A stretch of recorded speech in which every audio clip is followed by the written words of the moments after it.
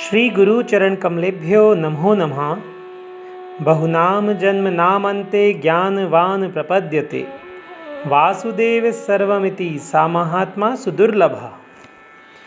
आत्मदर्शन अमृतवाणी 1612। जिसे किसी भी समस्या पर रोना आ जाता है वह जरूर परमात्मा की कृपा से वंचित है। वह दूसरे के क्या काम आएगा जब अपनी ही संभाल नहीं हो पा रही है। तब तो भगवान को दूसरा ना माना जाए, अपना ही माना जाए, जो सारी समस्याओं को लेने देने वाले हैं। कोई भी दुनिया में हमारे साथ हो लेता है तो हमें अपना समझकर ही। यदि हम भी उसे अपना मान बैठते हैं तो जरूर गलती कर बैठते हैं, एक बंधन में और हो जाते हैं। वाणी 1613।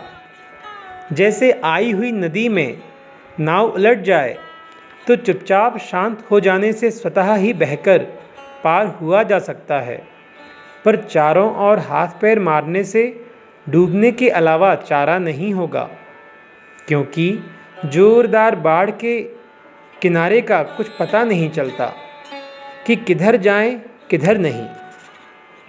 वाणी 1614।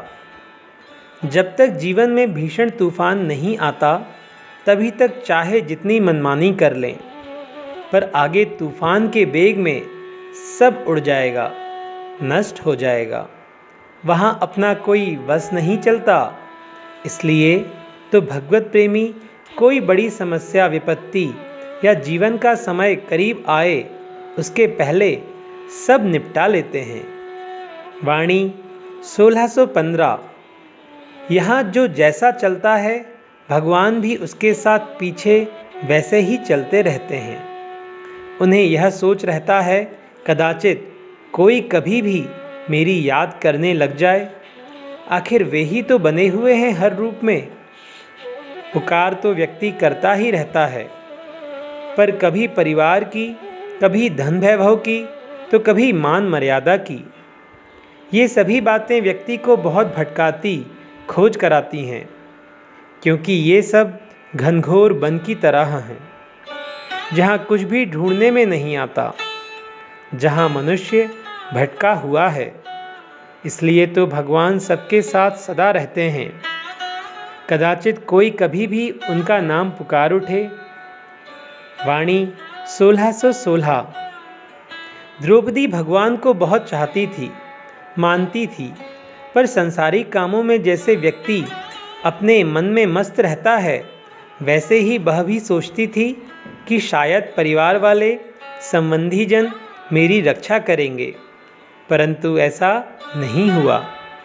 जब परिवार वाले, संबंधी जन सभी मौन रह गए, तब अंतिम समय में उनकी पुकार की, द्वारकाधीश बचाओ। तब भगवान थोड़ी देर में आए।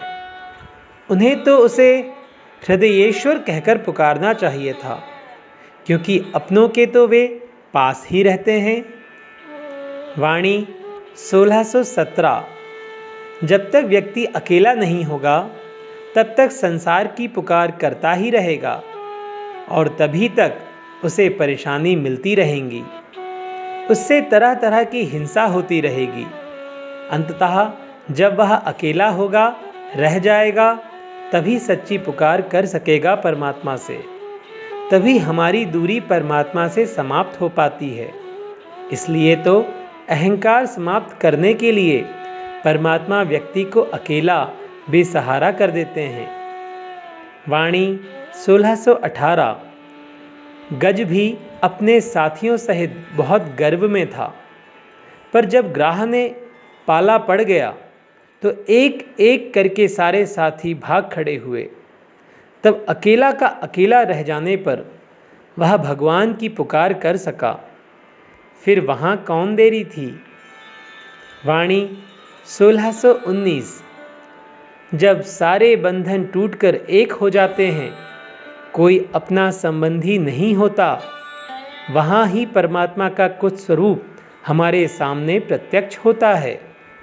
वहाँ दूर वाले भी अपने हो जाते हैं, पास वाले अपने में समा जाते हैं। वहाँ तो केवल परमात्मा ही जनाई देते हैं, नहा कोई संबंधी, ना कहीं कोई रिश्तेदार। तब सही तपस्या समझ में आती है, तभी सही तपस्या शुरू होती है, तभी हम सारे बंधनों से छूटकर मुक्त हो जाते हैं। वाणी 1620। जैसे पर्वत पर खड़ा हुआ व्यक्ति आग तथा बाढ़ दोनों से मुक्त रहता है, वैसे ही संसार से उदासीन हुआ व्यक्ति संसार तथा परमात्मा दोनों की समस्याओं से मुक्त रहता है। उसे दोनों ओर की कोई समस्या खलती नहीं है, क्योंकि वह किसी की समस्या को अपनी मानता ही नहीं। ऐसे व्यक्ति का जीवन ही सदा आनंदमय होता है, वही परमात्मा को प्यारा होता है। वाणी 1621। जो हमारे सामने से गुजर गया तो गुजर गया, अब क्या सोचना पूछना उसके बारे में। यह तो संसार है, कितने लोग आते जाते रहते हैं यहाँ से। किसी से रुककर नाता नहीं जोड़ना, वरना फंस गए। और संसार के चक्कर में फंसने का मतलब फिर जीवन में निकलने का अवसर नहीं। इसलिए पहले से ही मुक्त बने रहें, बंधे ही नहीं, तब छूटने का प्रश्न ही नहीं। वाणी 1622। एक लकड़हारा जंगल से नित्य लकड़ी काटकर बाजार में बेचता था। इस तरह से उसकी जीविका चलती रही। तब किसी दिन बारिश हो गई या कोई अन्य समस्या आ गई, तब क्या होता है, उस दिन उसका व्रत हो जाता है, दिन भर भजन होता है। ऐसे ही व्यक्ति को सोचना चाहिए कि हमें भगवान ने विशेषता से याद करके यह समस्या भेजी है। श्री गुरु चरण कमलेभ्यो नमो नमः। सभी को दंडवत प्रणाम।